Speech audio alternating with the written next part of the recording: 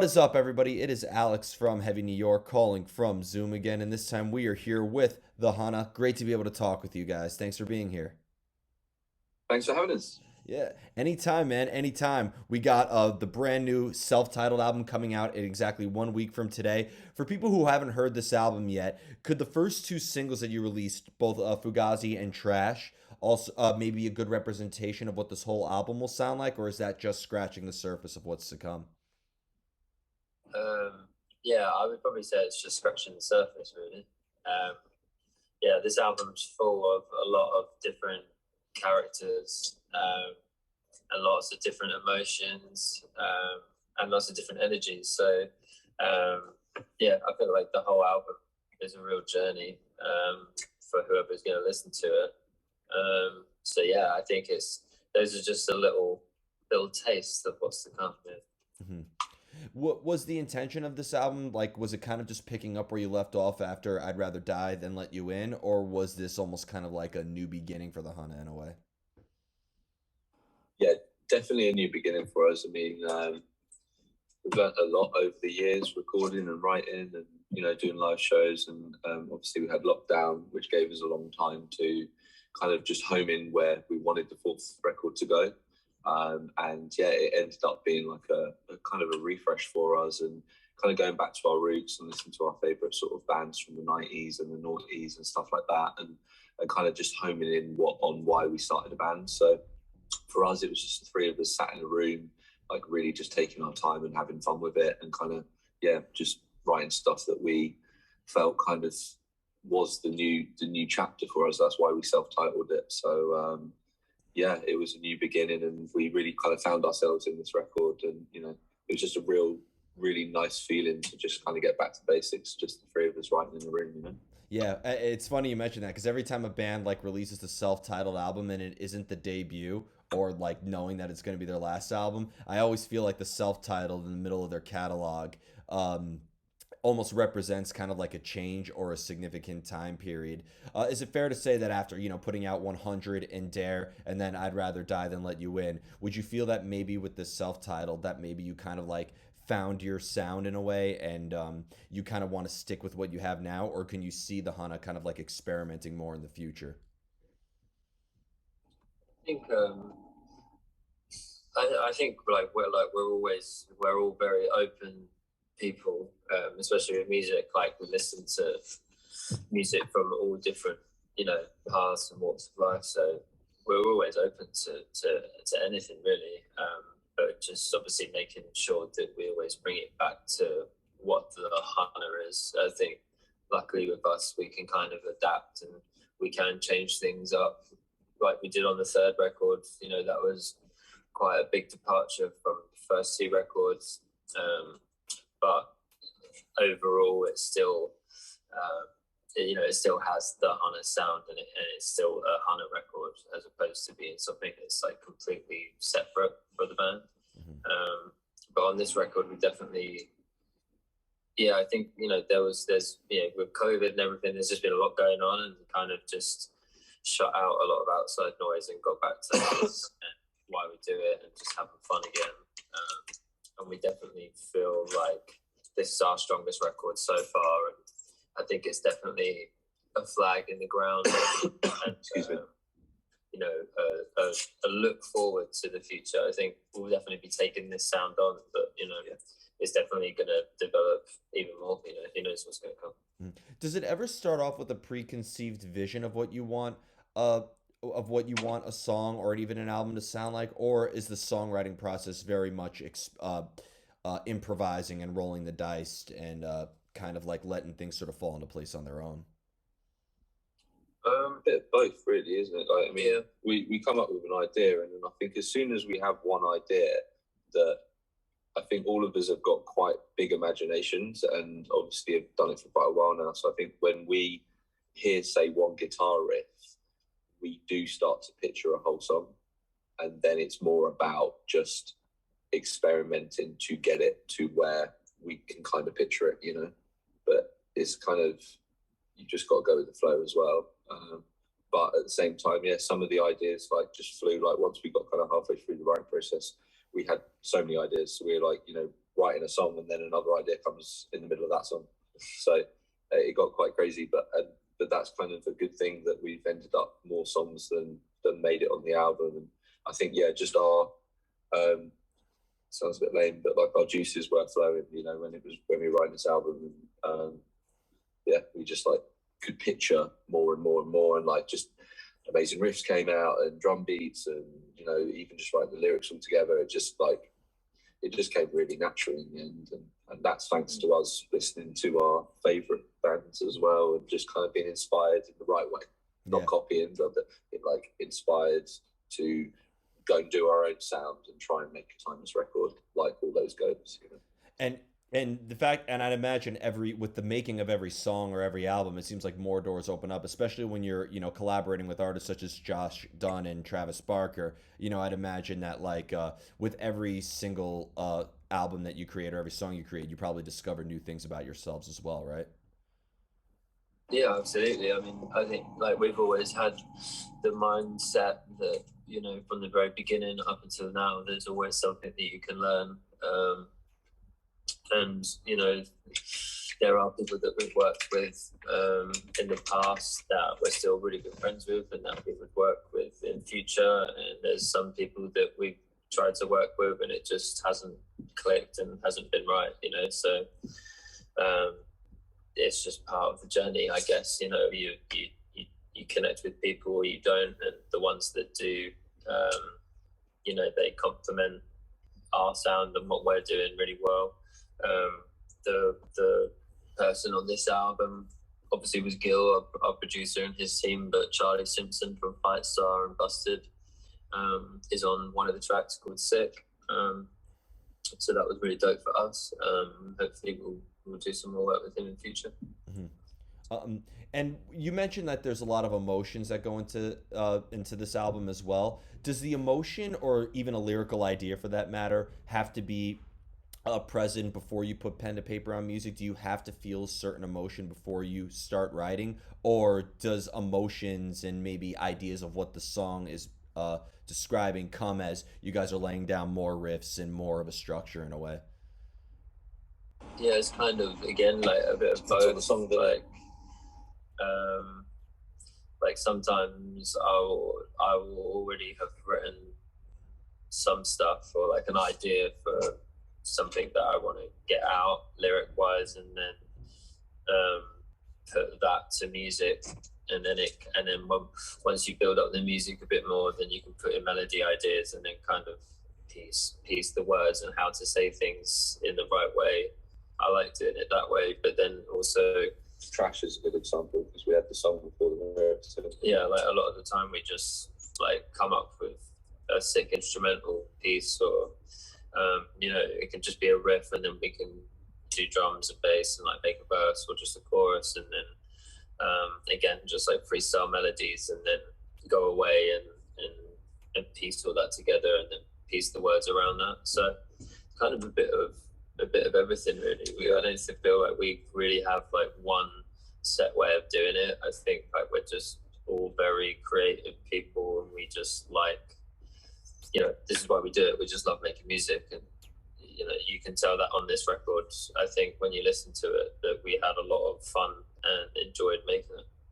And one question I like to ask, this is like a new question I've been asking in my interviews, is it better if, when it comes to songwriting, if every band member is kind of like on the same page or in the same headspace with writing, or if both of you are kind of like off in your own little universe in a way, or off in your own world, that could actually help enhance the songwriting and help open new ideas? I would say again it's a little bit of both, because I think we are definitely a band that, you know, someone comes up with an idea, 9 times out of 10 everyone's going to dig it, because we all have very similar tastes and we all know what we want to do with this band. But then at the same time, yeah, someone might be listening to something and feeling a type of way different to everyone else and bring that to the table and surprise everyone. Do you know what I mean? So again, it's quite nice to have, you know, everyone can come up with anything they want, and if it works for the band, it works for the band. But then at the same time, when we're all in a room, like it's like one brain. Mm-hmm. So it's like, obviously that's super important for us to write as a band, so that, you know, we're all in the moment, we're all in the zone, and we all we all appreciate what we're doing at the same time. So it's good to have both. Yeah, like when we're in it, like especially on this record, like when it was just us, when we went back to just us three at Jack's writing, like we were coming up with almost too many ideas because we were just in some crazy inspirational loop, I guess, and we were just churning out song after song to the point that we had too many songs to pick for this record. We've got songs already ready for the next record or whatever we want to do, and there's still loads more ideas that are like kind of half finished that we want to finish. So I think luckily for us, again, we've been friends for an awful long time, so it is just like having one brain most of the time. And when it comes to the writing, because isolation is such a great fuel for creativity all the time, and but is it better if you guys are writing when you're in the company of each other, or do you all prefer to kind of be like in your own little realm or your own little cave in order to cultivate ideas? I think again, like from this record, being all together in a room is so important, because that's what all the OG bands probably used to do, and I just think a band that writes together, plays together, sticks together, do you know what I mean? I just think it's one of those things where everyone's proud, do you know what I mean? Because we're all there and we're all doing our thing. Well, I mean, obviously everyone goes and records individually and like brings their own thing to the table, but I think that's the beauty of it. It's like everyone's got trust in each other, so you can go away and do your part to the best of your ability, and we all push each other as well. I think we've all made each other better in different ways without probably even realizing, do you know what I mean? So I think it's important to be together, as much as possible when you're a band. If you're solo, it's totally different. Yeah, definitely. And again, going back to the emotional elements, because I feel like with every Hunna song that, like, whether it be She's Casual, You and Me, Summer, Dare, I mean, it just seems like there's so many different songs with many different vibes. When you are playing the song live or revisiting it, does it put you back in that same emotional state as when you were first writing it, or do you think that maybe the emotion evolves and you feel differently about a song when it's been out for a while as opposed to when you first wrote it? Yeah, I mean, like songs like She's Casual and Bonfire and stuff, we're playing them on this tour after we played the full new album, and we played them, I think we played them every show since 2015. A long time. We played them countless times now, but I mean, it never really gets old because it's such a special moment. Every time we play it, the reaction is just amazing, and I think it does.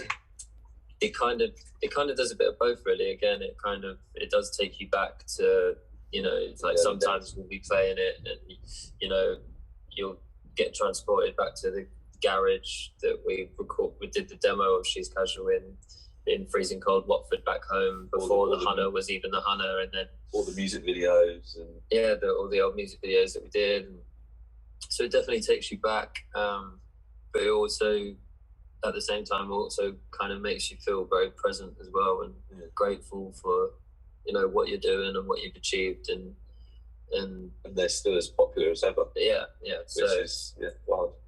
Yeah, it's special.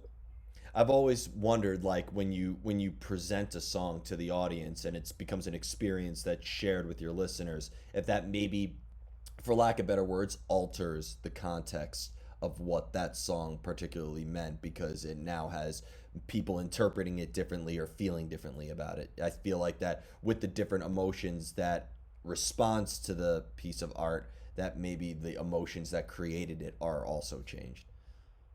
Yeah, right. Yeah, I mean, that can happen sometimes for sure. I mean, like last night we did the full new album, and obviously there's songs on there that people haven't really, or they don't know at all, but they're still vibing to it. And then the most recent singles from this album, obviously fans they're still getting to know them, which is fun. But it's like, even from last night, looking out and like for the first time playing the new singles from the new record and seeing the people, like fans singing away and having so much fun with it.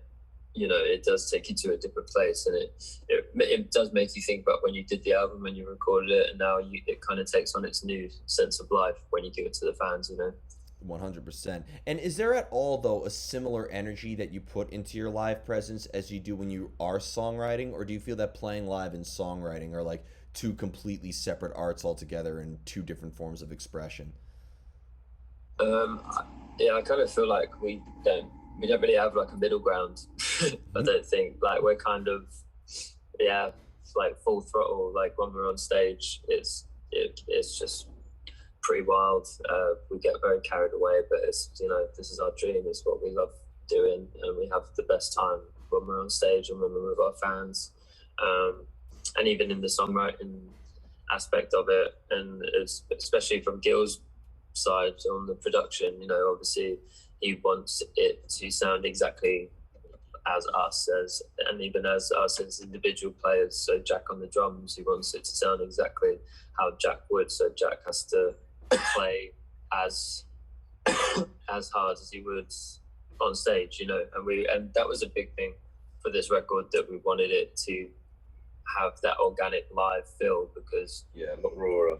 We get lots of compliments for being a really great live act, and we feel that too.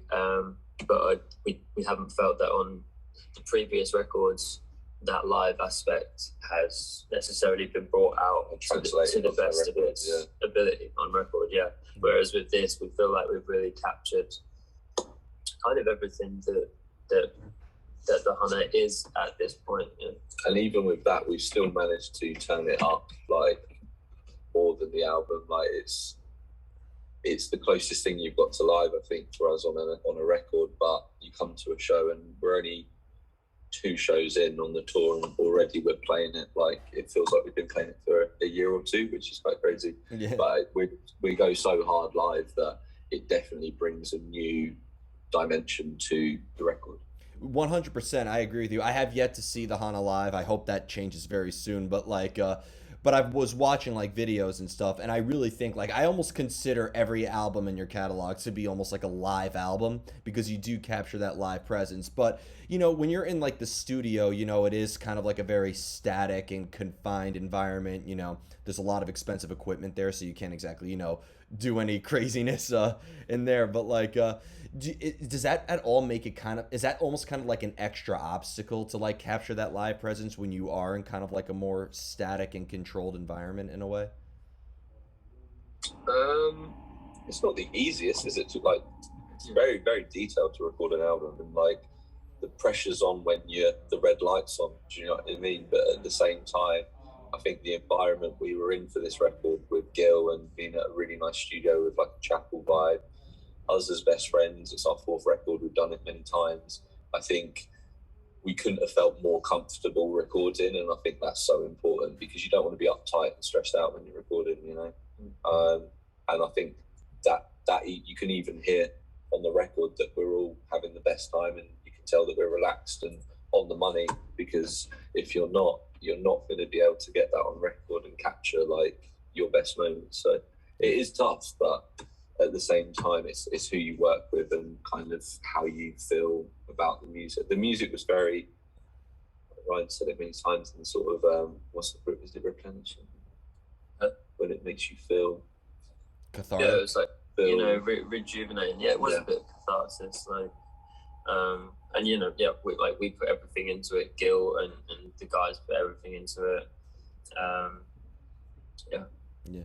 But here's kind of like the brain picking aspect of playing live, because in the end you are just taking songs, and not to undermine it at all, but you are taking songs that we hear on the album and you're just replicating it in a live setting. So is there anything remotely creative about playing live, if you're really you're not writing anything new on stage, you're just taking what we've heard already? I think there is that aspect, but I think when you, like, after you get the record, and then you take it to the stage, and then you do it live, or like what we've experienced anyway. Like last night was like, it was just crazy. Like the energy was mad, and like just playing the songs, I think it again, it gives it a new lease of life. Like we're obviously playing the songs how they are on the album, but at the same time, it's, you know, this is the first time we're actually playing the songs for other people. So the excitement that we get from seeing the reaction from the fans for these new songs gives us more energy, and then that we put that into what we're doing on stage, and I think that energy enhances the songs from the record for sure. We want to do the songs justice, like, as well. So the fact that no one's heard them, it's like that's the challenge for us, to play them as close to the record as possible, and also people can go away and listen to the record and recognize the songs fully, rather than, oh, that bit sounds different to what I heard, you know. So we kind of find that important with this album, to play it how it is, but we always add in like intros, interludes, and outros into our sets. So we've always got, you know, like last night we accidentally, Dan just started riffing a really cool riff when we came on for the encore, and then we ended up just like jamming out, and we ended up being called the Jam Boys. So it's important as well for us to at least have a bit of fluidity around the set as well. So it's not just like restricted, and, you know, but at the same time we want to put on a show that's as like tight as possible as well. So Definitely. juggling that. Definitely. Yeah. And for the final question, I saved the most difficult for last. If you're ready. Okay. Okay. How do you know when you're finished with a song? How do you know when you're finished with the song? It's a good question. What, a recorded song? Well, yeah. Like, how do you know that you're happy with like the song? That's a good no one's ever asked that.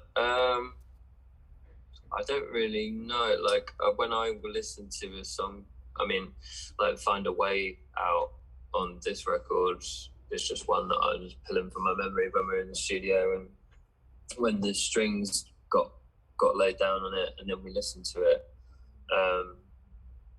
You knew it was finished. Yeah, like I don't know how to explain it, but like I got quite emotional on it because it was a beautiful song, and for that one in particular, I just had a moment in the studio of listening to it, being like, I can't believe this is us. Like, it was that good, and it was big without strings. And it was, yeah, it was just like the finishing piece. It just, the strings just finished the song perfectly, and that was one moment that it just hit me. Yeah, and it was quite overwhelming to you know, to be like, okay, like that is perfect for the, like I wouldn't know what else to do to that song. Like the strings have just put the cherry on top of that, and it's the perfect feeling for an emotion for that song. So I don't know, it's difficult, I guess. I mean, you could pull and pick apart songs forever, and there have been songs that have gone through a longer, you know, turnaround, and we've tried different variations of different songs, but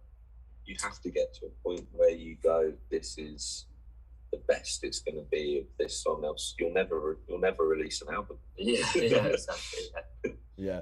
I think as long as you can like feel like you're excited about it, like you're excited for people to hear it, I think that's probably the main thing for me, is like when you finally listen to it and you're like, that's the fuck, like I want to play this to everyone. I want everyone to hear this. I think that's the moment, really. That's a really tough. That was a very thank you. I gotta say, that was actually a very, very good answer, though. That had more effort than I think a lot of other people. They just, I would normally get, you have to abandon the song, like, which is a good artistic saying, but cliche at this point. Or people just take the easy way out and say, when it's mixed and the label releases it. Bastards. Yeah, when you get the masters. So before we go, I want to thank you both so much for your time today and for such an awesome conversation. Just the self-titled album comes out 1 week from today. Is there just anything else that you would like to plug in terms of tours or anything else we could be expecting? In terms of US, we actually don't have new dates yet, but they are being made now. So I can say that we are coming back to the States early next year, that we're very excited about. So everyone keep an eye out for those shows. And album out 28th October. It's amazing. We hope you love it as much as we do. It's an absolutely awesome album. I had the privilege of hearing it excellent work as always. I definitely would think it is the best in your catalog so far, and I look forward to what you guys do next. Thank you very much. Thanks a lot. Appreciate it, man. You're a legend. Anytime, man. Everybody, we are here with the Hunna. Be sure to check out their brand new self-titled album out October 28th. We will see you next time on Heavy New York.